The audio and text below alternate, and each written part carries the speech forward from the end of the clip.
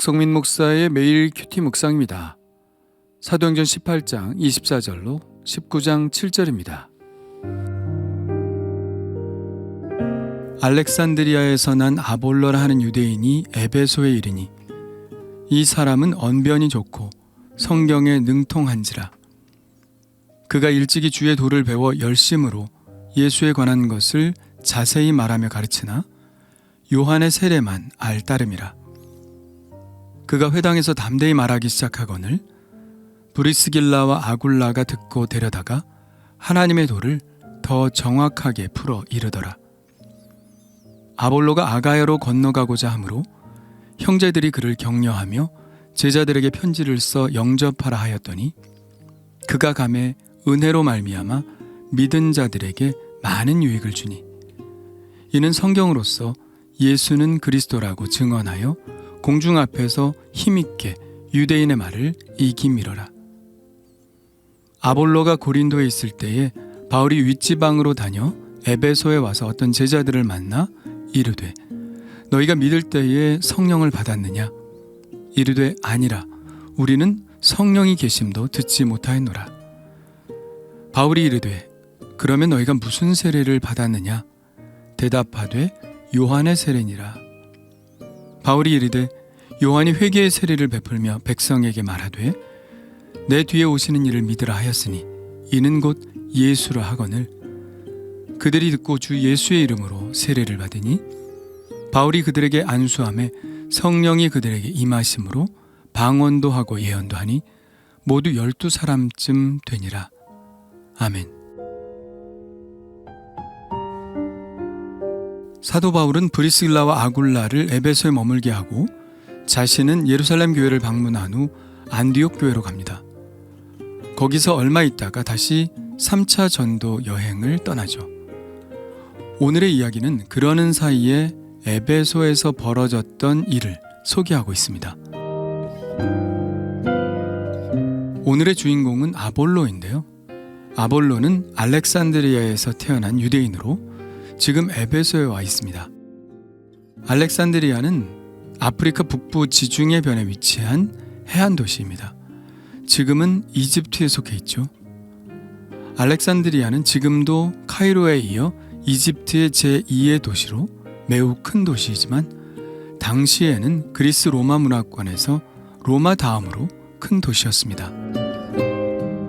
이 도시는 주전 4세기 알렉산더 대왕이 자신의 이름을 붙여 세운 도시로 처음부터 철저한 설계로 계획된 도시인데요.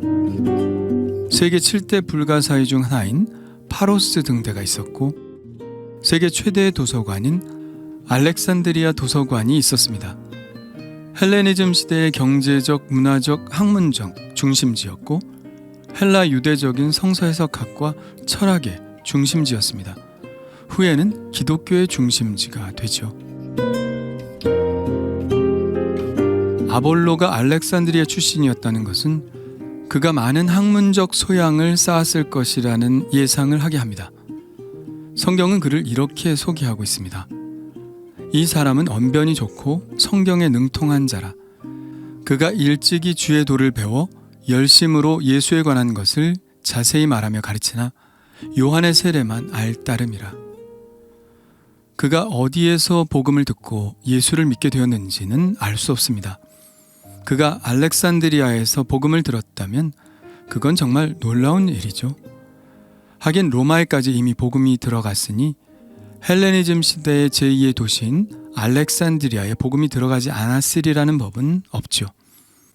그런데 희한하게도 그가 예수님은 아는데 예수님의 세례가 아니라 요한의 세례만 알 뿐이라는 사실이 지금의 우리로서는 잘 이해가 가지 않습니다. 예수님의 제자가 되기를 원한다면 예수님이 분부하신 것처럼 아버지와 아들과 성령의 이름으로 세례를 받고 기독교 공동체에 들어오는 것이 순서인데 그런 과정을 거치지 않고 예수를 믿을 수도 있나 하는 생각이 듭니다. 그런데 이렇게 예수를 믿은 사람이 아볼로만은 아니었던 것 같습니다. 19장 1절에 보면 바울이 갈라디아와 부르기아 등 소아시아 윗지방들을 다녀 에베소에 이르렀을 때에 어떤 제자들을 만났는데 바울이 그들에게 물었습니다. 너희가 믿을 때에 성령을 받았느냐? 그러자 그들이 대답하죠. 아니라 우리는 성령이 계심도 듣지 못하였노라. 바울이 또 묻습니다. 그러면 너희가 무슨 세례를 받았느냐? 그때 그들이 대답하죠. 요한의 세례니라. 에베소에 있었던 일단의 제자들도 예수를 믿기는 믿었으나 그들이 아는 것은 예수님의 세례가 아니라 요한의 세례뿐이었습니다. 이것을 어떻게 설명할 수 있을까요? 예수를 믿는데 예수의 이름으로 세례를 받지 않고 요한의 세례를 받았다는 것입니다. 성경에는 세례 요한의 운동에 대해서는 관심받기라서 잘 나와 있지 않지만 오늘 말씀으로 보아 세례 요한의 회개 운동은 세례 요한이 죽고 끝난 것이 아니라는 사실을 알 수 있죠. 세례 요한의 운동은 그의 제자들을 통하여 세계 곳곳으로 전해졌을 것입니다. 그런데 세례 요한의 추종자들 가운데는 또한 예수님에 대해서도 알고 스스로를 예수님의 제자라고 이해하고 있는 사람들도 있었다는 것이죠.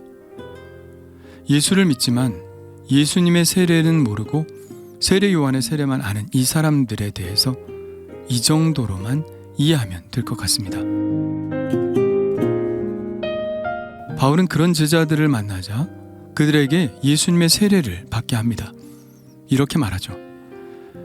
요한이 회개의 세례를 베풀며 백성에게 말하되 내 뒤에 오시는 이를 믿으라 하였으니 이는 곧 예수라. 그러자 그들이 바울의 말을 듣고 예수의 이름으로 세례를 받습니다. 그들이 세례를 받고 바울이 그들에게 안수할 때 성령이 그들에게 임하시죠. 그래서 마가의 다락방에서 일어났던 것과 같은 사건, 즉 방언도 하고 예언도 하는 일이 벌어집니다. 그들은 불완전한 믿음에서 완전한 믿음으로 나아가게 된 것이죠.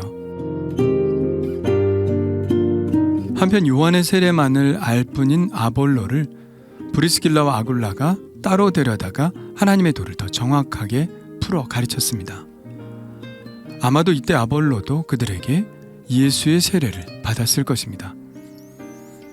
아볼로는 선교사로서의 자질이 매우 많은 사람이었죠.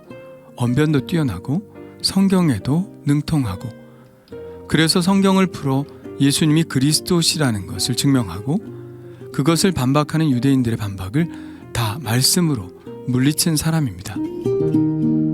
그는 더 이상 에베소에 머물러 있지 않고 아가야로 떠나는데요. 아가야는 고린도 교회를 말하죠.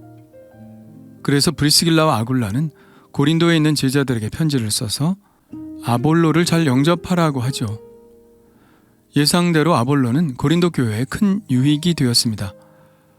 고린도 교회는 여전히 유대인들의 반대가 있던 곳인데 아볼로가 성경으로 유대인들의 말을 이기니 고린도 교회의 성도들은 아볼로로 인하여 큰 위로를 받았습니다.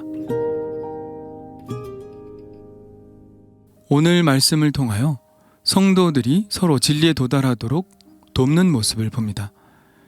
믿음이 연약한 사람들을 책망하거나 비판하거나 무시하지 않고 진리에 대해 자세히 풀어 가르쳐주고 인도해주는 모습이 바울에게서 그리고 브리스길라와 아굴라에게서 보여집니다. 또 아볼로도 그들로부터 가르침을 받고 또 다른 사람들에게 좋은 영향력을 끼치죠. 우리도 한 교회에서 살아갑니다. 우리는 모두 같지 않습니다. 먼저 많은 진리에 접한 사람도 있고 아직 그리스도의 초보에 머물고 있는 사람도 있습니다. 우리가 해야 할 일은 서로의 차이를 인정하고 서로 돕는 일이죠. 특별히 말씀의 진리들을 함께 나누는 가운데 우리는 서로의 부족한 점을 보충하고 더 완전한 진리 가운데로 나아갈 수 있을 것입니다. 이것이 그리스도의 사랑으로 서로 사랑하는 길이고 그리스도의 몸인 교회를 함께 세워가는 과정이죠. 오늘도 성령께서 나를 가르쳐 주시기를 원합니다. 주님 감사합니다. 아무도 완전한 믿음을 가진 사람은 없습니다. 그러나 결국 모두 그리스도의 구원의 진리에 도달하게 하여 주옵소서. 판단하거나 비난하지 않게 하시고 내가 알고 깨달은 진리를 겸손하게 나누는 가운데 함께 성장할 수 있게 하여 주옵소서. 오늘도 저의 무지를 깨우쳐 주시고 진리로 인도하여 주실 것을 믿으며 예수님의 이름으로 기도합니다. 아멘.